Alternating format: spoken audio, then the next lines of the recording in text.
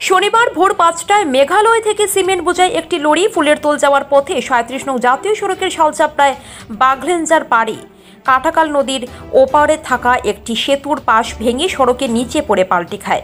গাড়ির নং ML04C6482। দুর্ঘটনায় আহত হন লরি চালক। কয়টার সময় গাড়িটা অ্যাক্সিডেন্ট হয়েছে? সকাল ৫টার সময়। তুমি কি ড্রাইভার? হয়। কোনো অ্যাক্সিডেন্ট হয়েছে নি তোমার? হয়, আমার আতো লাগছে। আতো লাগছে নানি।